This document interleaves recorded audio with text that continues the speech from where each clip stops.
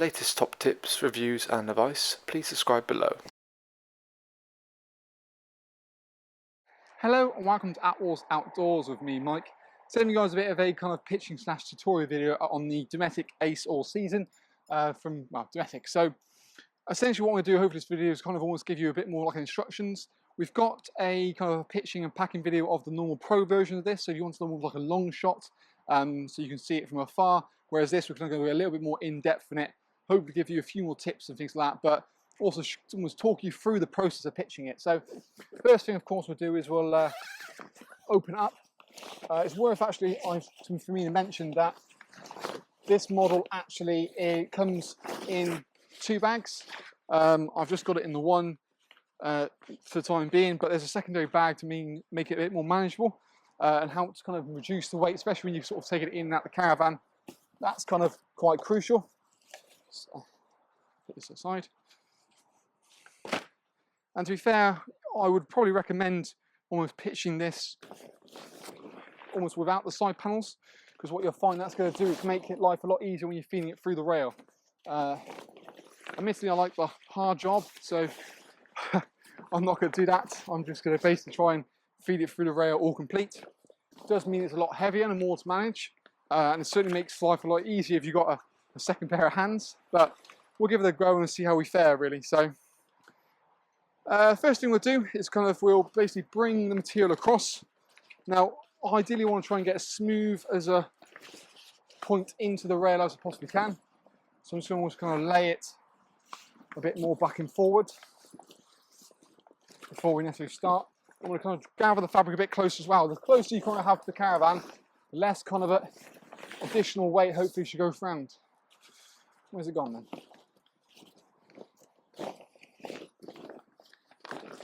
I don't know where you put it, Branch. There it is. Oh, you folded it in there, you daft dog. So, let's initially start the feed. Again, having a second pair of hands makes life a lot easier, so we're just going to feed directly into the rail. By having 2 people, you can almost sort of, one person feeds while the other one just pulls it through. So you're going to we'll get to there and sort of step inside of it as well. This way again, one person, it's a little bit trickier, but it can be done. So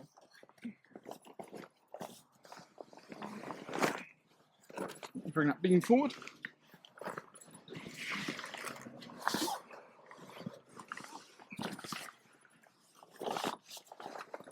Once you get it on probably most of the way, it should slide on a bit easier. What you can sometimes find is give it a bit of a pull across and just watch it from this end. Just be nice and gentle, kind of ease it on. Just being careful not to snag at any point. Again, because of the weight of it, it is a bit heavier than your normal conventional awning. Got like a throw now, that should be okay.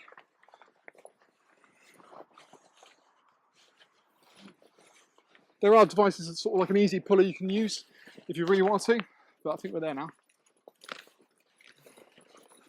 So once it's on the rail, we're going to position it where we want to. I've got a slight slope here, so I want to make sure that I kind of keep it on the flattest part of the rail as possible.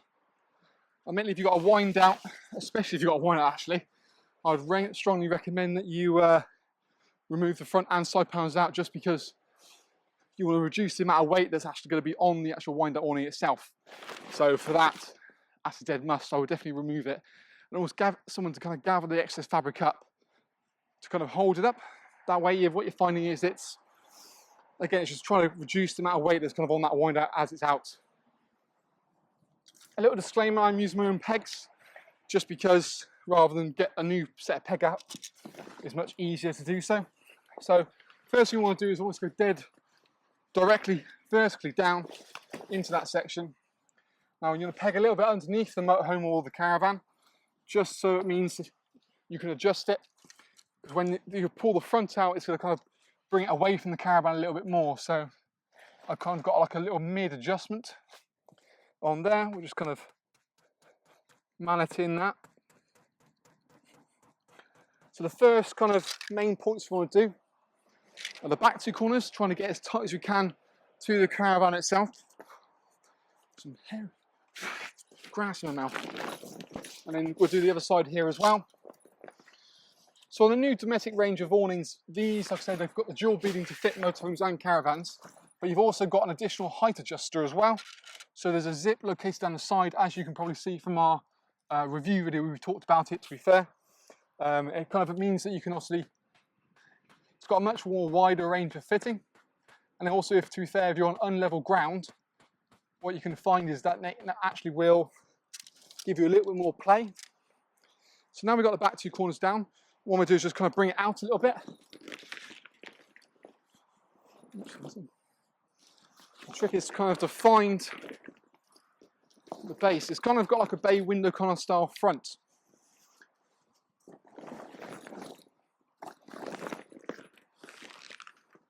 So, there we go. So we want to get ourselves nice and dead square. So from here, what I'm going to do is almost align this point up directly down there. So you want, again, a nice dead straight line. Pegs going in about a 45-degree angle, really.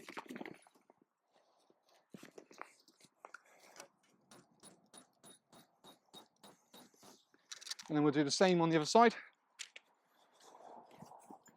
With this, you can kind of tension against the back way. So we're getting almost like a rectangular shape to start with, and that'll kind of give us our main kind of base.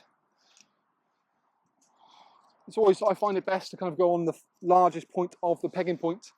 Just then it gives you the flexibility, you can tension it rather than completely repeg it.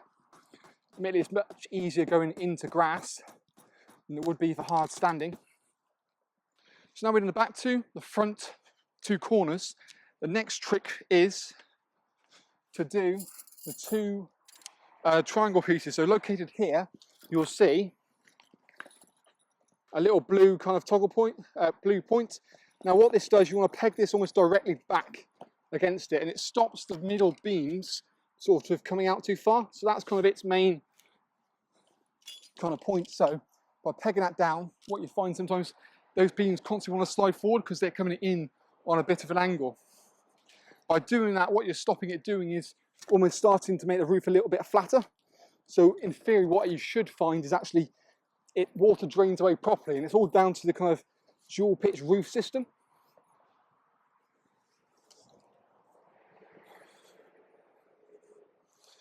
So now we've kind of done our little bit of prep. Next thing to do is I want to basically, all of the outlets, basically the exhale points, just sort of cross it across to close them up. So at the bottom of each beam is essentially a release point to let the air out. Now, what you've got is a single inflation point, but also, like I said, we've now closed the several deflation points off. I can now unscrew the main kind of cap of the inflation point and we'll pump it up. For something this size, I'd recommend probably getting an electric pump. You do get this manual pump supply with it. It obviously takes a fair amount of pumping to do so, so you obviously can see that now. The electric pump, you can quite literally just sit back, relax, press a button, and it'll pump it up for you. And crucially, what it'll also do is actually cut off when it gets the right pressure. With this, what you've got to find is you've got to monitor the pressure going into it. And the pressure gauge on the pump only gives you a reading on the downstroke. So you've got to do a very slow kind of pump to do so. So, excuse me for a second. Might be worth, if need be, you want to fast forward this bit on, but feel free to stay with me otherwise.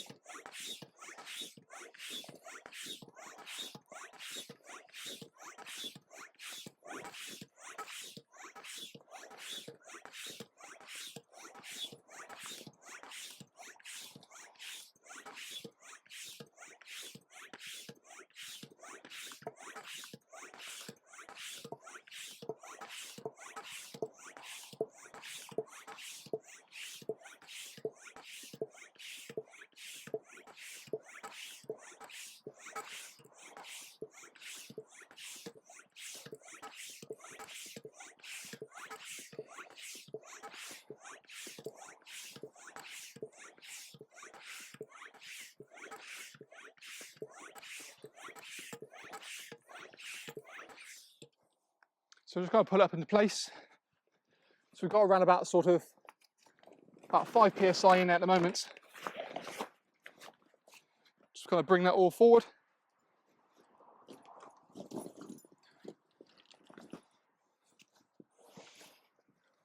Sometimes it's easy to actually go inside of it and just kind of pop it up from there.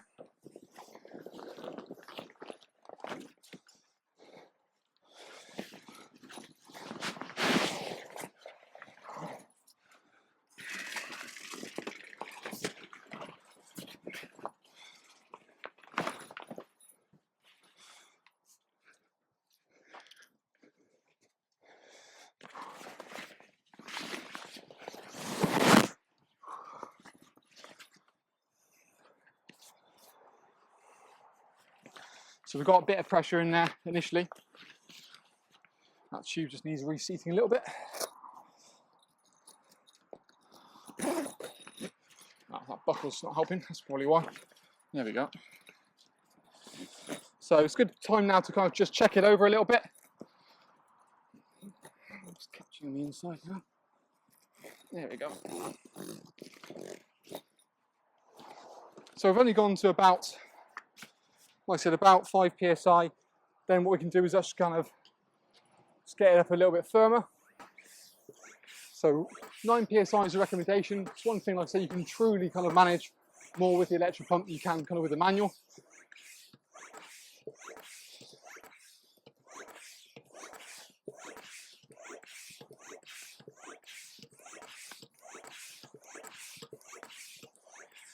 That'll do nicely. It's one thing you want to kind of almost monitor with the temperature, depending on kind of what temperature you've got outside of it. Now what I might have to do is just kind of re-peg the points a little bit here, just to make sure it's kind of a bit more in line and we're getting a bit more tension into it.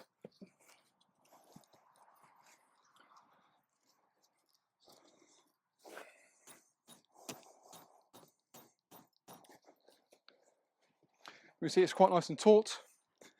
And from here, what you can quite simply and easily go around is, we'll just kind of go around and peg everything else up the outside. Ideally, what you want to do is kind of peg down with the seam. So we pull it out fully. The base points here will peg the base as well as the actual guide point as well. And what you want to try and achieve is kind of getting this point almost dead flush. So you can peg the base and then just adjust it like so.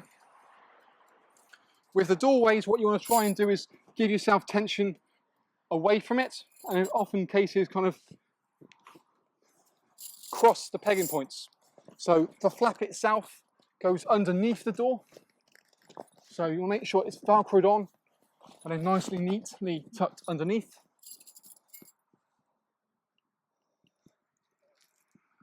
And then peg directly down there as well. Same with this point here. We'll kind of go around,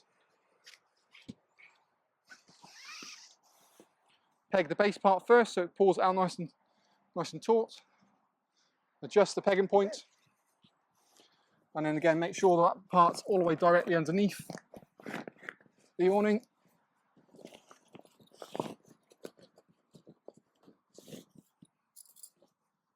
And then peg accordingly. I'll sort of go against one another first so you can get a bit more tension into it. And you've obviously got the pegging ladders which you can kind of play with as you see fit. One thing to also remember is that you want to put the cap back on the very front of the inflate valve, just because it acts as almost like a double seal.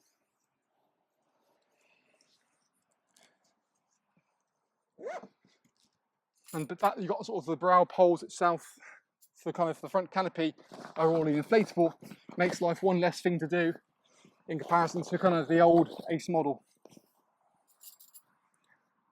Slightly deeper depth with the Ace All Season for at 325 now. And we've got, like I said, our own sort of review video which you can check out on the actual item if you wished. Included actually with the awning itself is some storm straps. We'll put those on just last.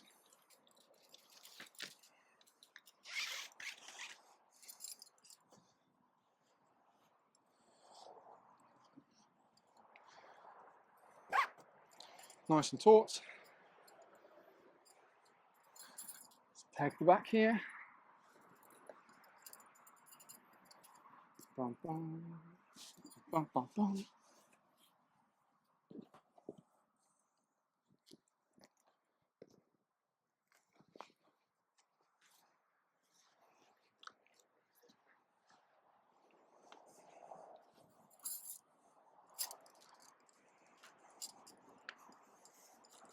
So you've got a little pegging point here for kind of the additional extension. So you can buy different extensions for this, whether it be just kind of a sun canopy or actually a complete kind of extension.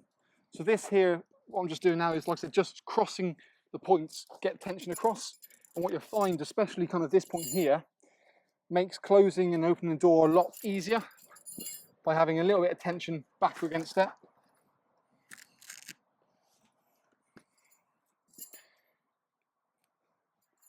The side panels, like we said in the video, can be switched around as well. But at this stage, when you kind of physically pumped it up, that's probably the point you would then insert the side panels.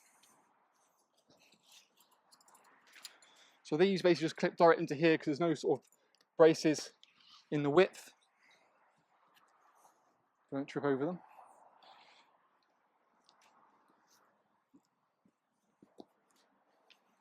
And then we've got one more on the other side.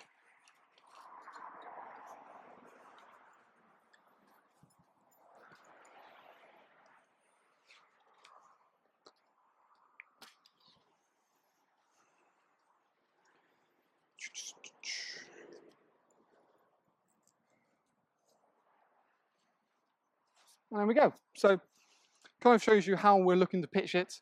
Nice, simply, quick and easy.